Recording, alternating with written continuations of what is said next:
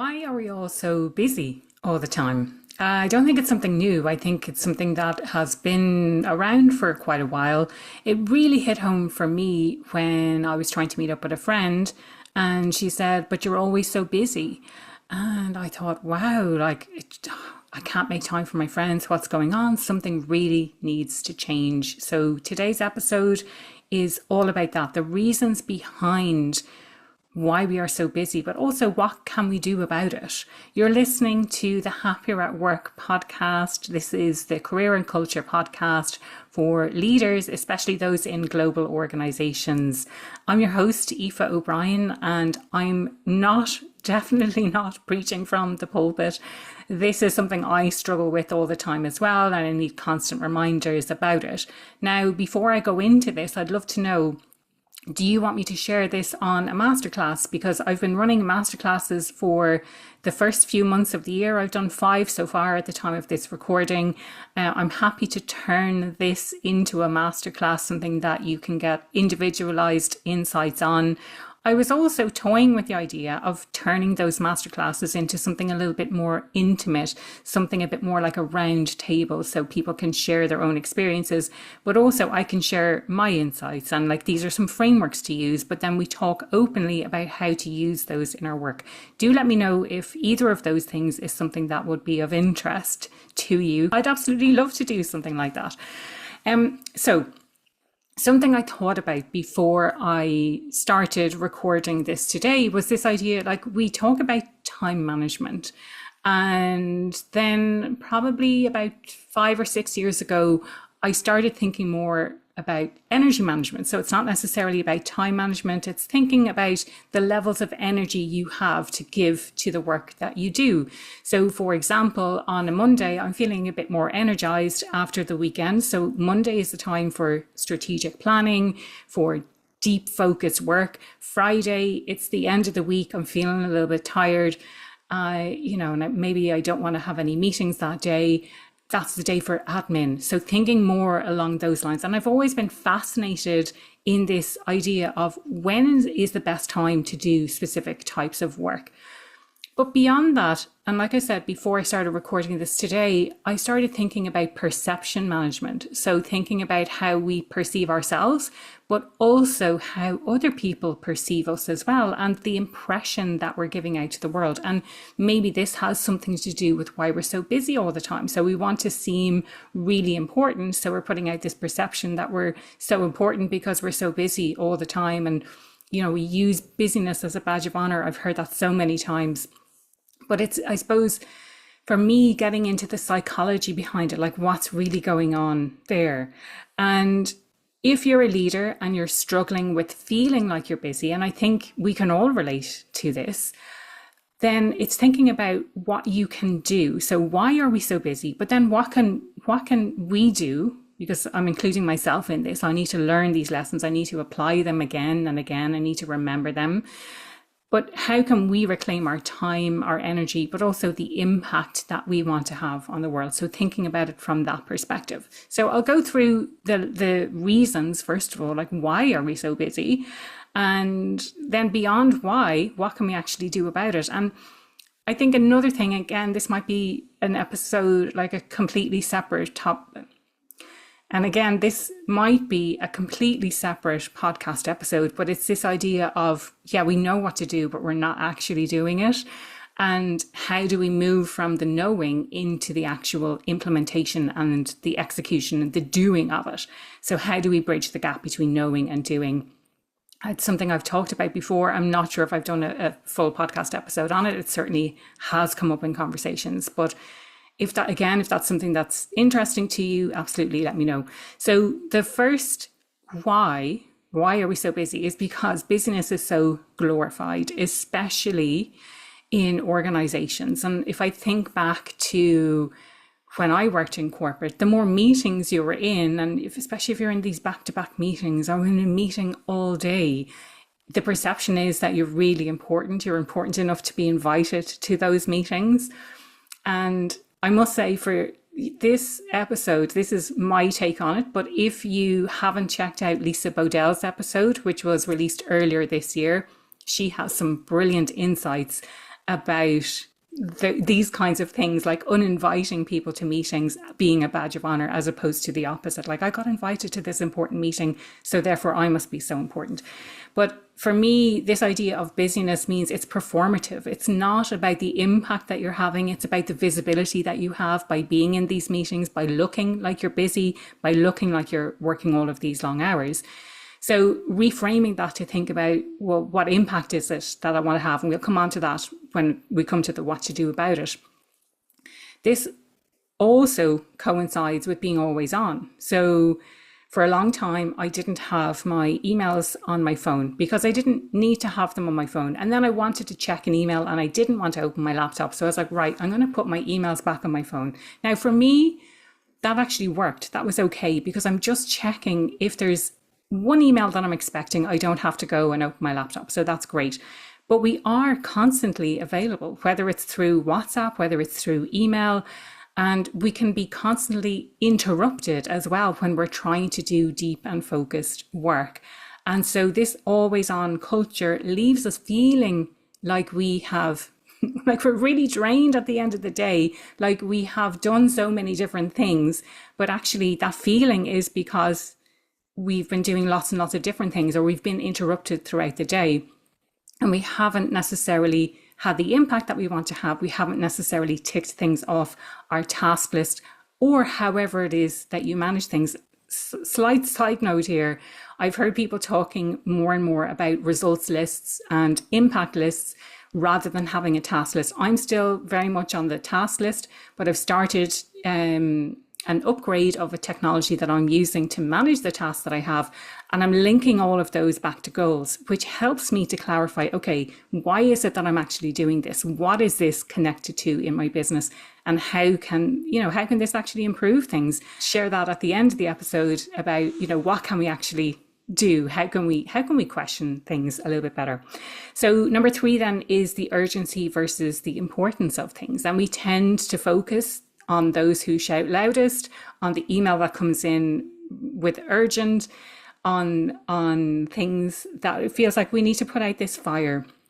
So whoever's shouting the loudest, and we tend to focus on those urgent tasks as if they are the priority, rather than carving out time for important work and carving out separate time then to manage those urgent requests, which oftentimes are not urgent.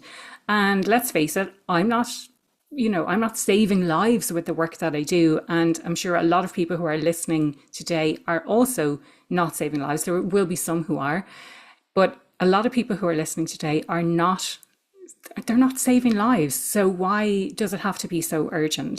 Thinking about the urgent versus the important tasks that you need to do. Then number 4 is that we say yes too much. We say yes, maybe when we want to say no. We say yes because we feel obliged. We feel yes because we owe someone a favor, or because we don't know how to say no, or because we're a total and utter people pleaser or a perfectionist, or we want to prove our worth in some way, and we say yes. Now, again, going back to Lisa Bodell's episode, she talked about it's not no, it's yes if. So yes if. And the if is if we can reprioritize everything else that I have on my list here. Now, from a leader's perspective, and you will know this as a leader yourself, but from a leader's perspective, we don't often know all of the day-to-day things that people have on their to-do list. We don't know everything that they have. We don't know how long it takes. I know certainly for me, as soon as I delegate something, I have a tendency to forget exactly how long it might take or how important it might be or when it needs to be done. And it's easy. So if you think about your leaders and if they're coming to you with something extra, it's easy for them also to forget everything that you have on your plate. So it's okay to push back on these things. It's okay to say no. It's okay to protect your time, to protect your energy, to want to have this bigger impact, to want to understand why is it that we're reprioritizing these things. Then number 5 is, broadly speaking, imposter syndrome. So we wrap up our worth in what we perceive to be productivity, what we perceive to be this stuff that I produce, or me being an overachiever is so related to my identity that I can't possibly slow down. I can't possibly take the foot off the pedal. I have to keep producing in this way, because you know what? If I don't, then they're going to realize that I'm not up to the job, that I'm a total fraud, and I don't deserve to be where I am. And so this underlying fear causes us to stay busy and to keep working. There's another thing that I found so insightful that I came across a number of years ago from Dory Clark. And since then, I have been following her.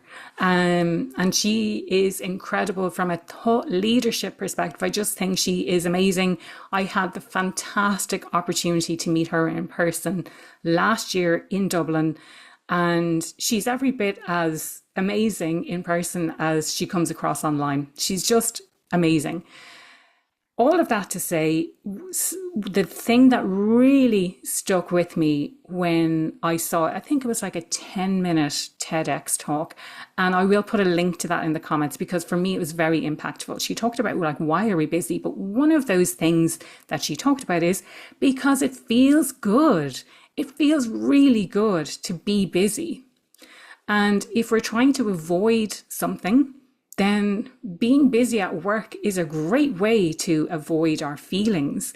If there's something happening at home, if there's something that we're not addressing in ourselves, burying ourselves in work is a really great way to avoid that. And it feels good. It feels like we're being productive, even though secretly and subconsciously, we're actually avoiding something a little bit deeper. So I thought that was such an interesting and important insight. And again, I don't think I've seen anyone else talking about that.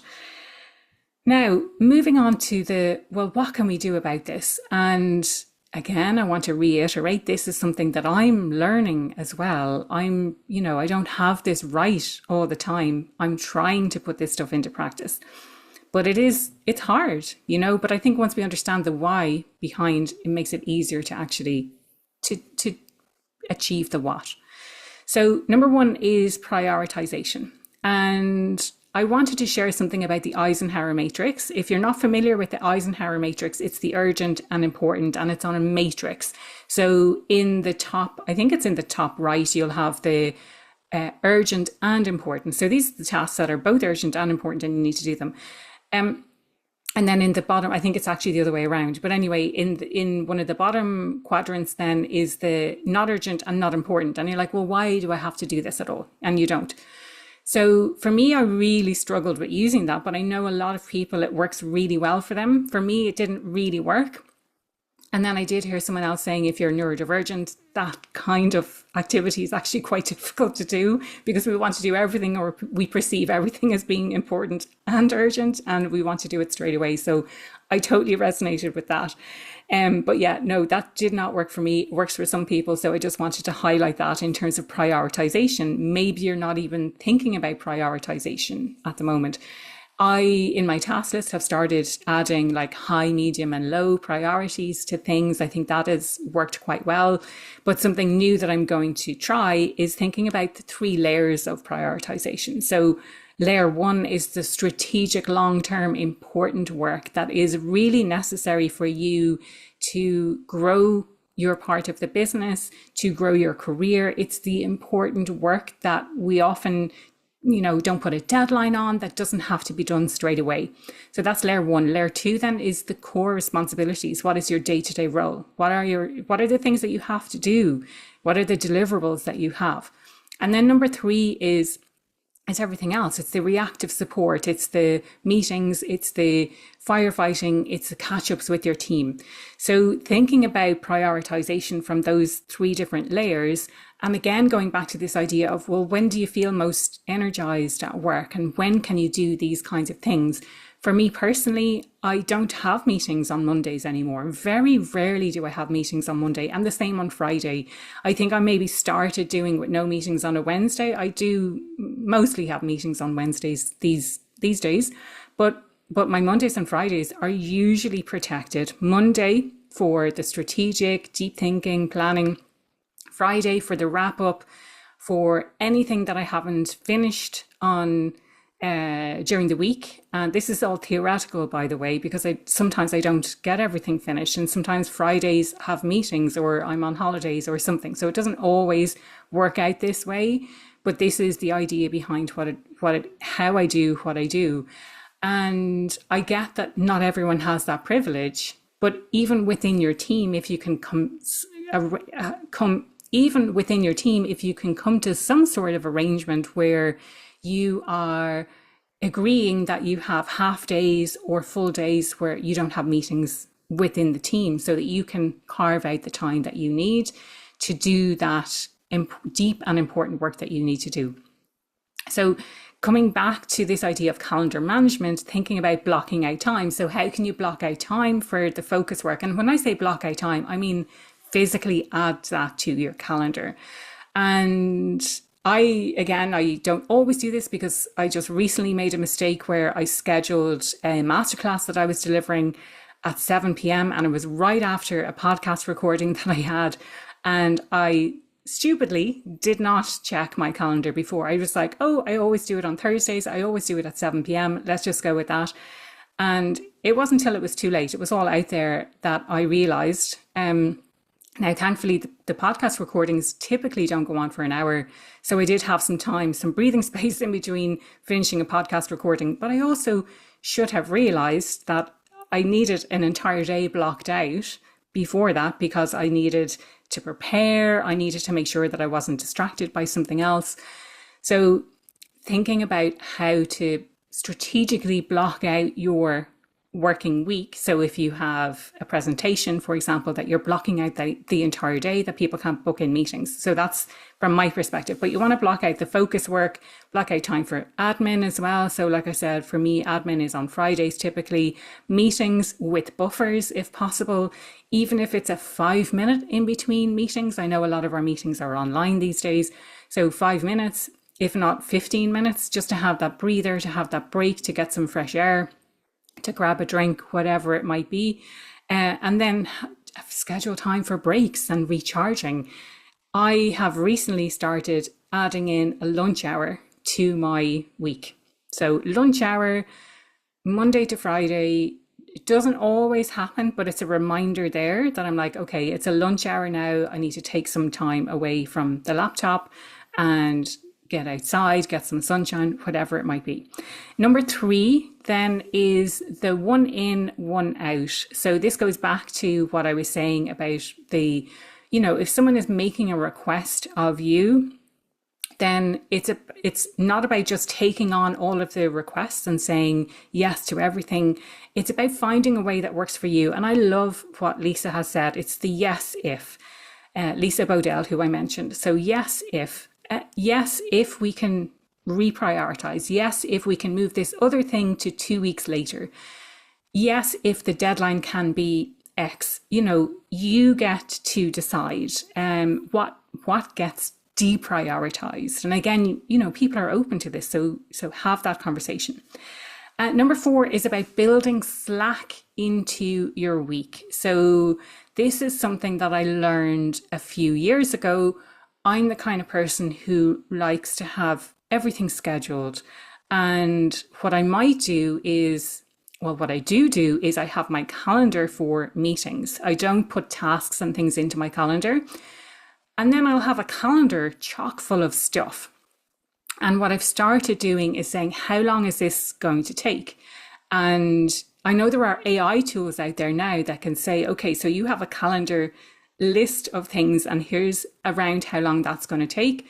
And that could be 4 hours of tasks, let's say, and then 4 hours of meetings in a day. That's 8 hours. That's my entire day scheduled. So I need to take a couple of tasks out from the day to build in some slack, because there are inevitably some things that come up, or maybe something takes a bit longer, or maybe the meetings go on longer than expected. So building that slack into your week means that you don't have to go over time in any one day. It means that you can reprioritize things. You can move things around slightly. So build slack into your week by don't stack your calendar, Plan for unexpected work, plan time for strategic thinking. Don't forget to plan for rest as well. And then there's obviously going to be team conversations, whether they are impromptu conversations or scheduled one-to-ones as well. Number 5 then is all about delegating decisions. So are there things that your team come to you for and you're like, they could actually decide that for themselves? So you're having to do the thinking and you feel busy because you have to do the thinking for someone else and not just have to do the thinking for yourself and your own workload. So what kind of decisions can you delegate? Can you take off your plate? Can you give to someone else so that you don't have the mental load of having to decide on behalf of someone else? And maybe there are things like, within a specific budget that they can decide, specific things, or for a specific client or at a specific level, whatever that might be, whatever that looks like for you. But how can you take some of those decisions off your plate and give them to someone else? Or make some sort of automatic decisions.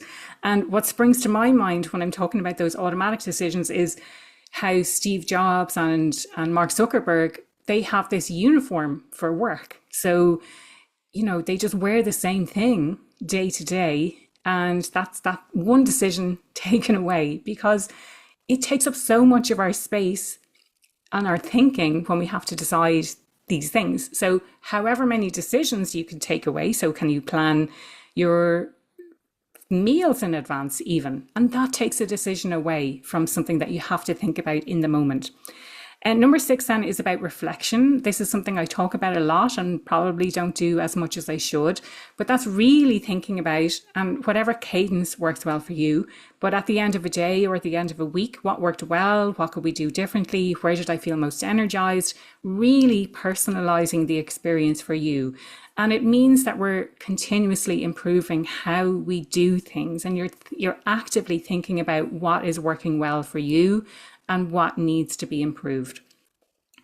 And then number 7, and this is kind of a bonusy kind of thing, but it's about thinking around the impact that you're having. So when I started this episode of the podcast, I was talking about the performative nature of busyness. And what if you could elevate your visibility based on the impact that you're having? So focusing on that important work that you're doing, not just the busyness, the putting out fires, but how to let people know the impact that you're having in a way that feels really comfortable to you. Because I know a lot of us, we don't want to feel like we're bragging, or, we don't want to feel like we're bigging ourselves up, but actually letting people know the impact that you're having will make their job easier to promote you to their leaders as well. So thinking about that impact that you're having, but also don't neglect to tell people everything that you have on your list. Just because something came in as urgent and it wasn't necessarily on your task list, like, let people know these are the problems that you have been solving as well, because that will all add to your visibility. Now, I did mention at the start, would you like me to do a masterclass on this? Do let me know. I would be absolutely happy to do this. Now, thinking about everything that I've been talking about here and this sense of busyness, and think about it as, it's not about time management, it's a signal to us. What if it's a signal about something that's broken, that, we don't have clear boundaries, we don't have systems in place, or we're not clear on expectations that others have of us, or the expectations that we're placing on ourselves are too high. And again, side note, expectations are one of the things that I spoke about in a recent masterclass that I did. If you'd like to get a replay of that, do let me know. Happy to share that on with you. I also spoke about this little trick, let's say, that I have recently developed, and that is the toddler approach. So if you get anything new coming in, or even something that you're doing on a regular basis, ask the questions. Why? Why are we doing this? Why are we doing it this way? And start asking those hard questions about the work that you do on a day-to-day basis. This is the way we've always done it. This just has to be done. No questions asked. What are the reasons behind this work? And it also helps to understand the impact that you're having.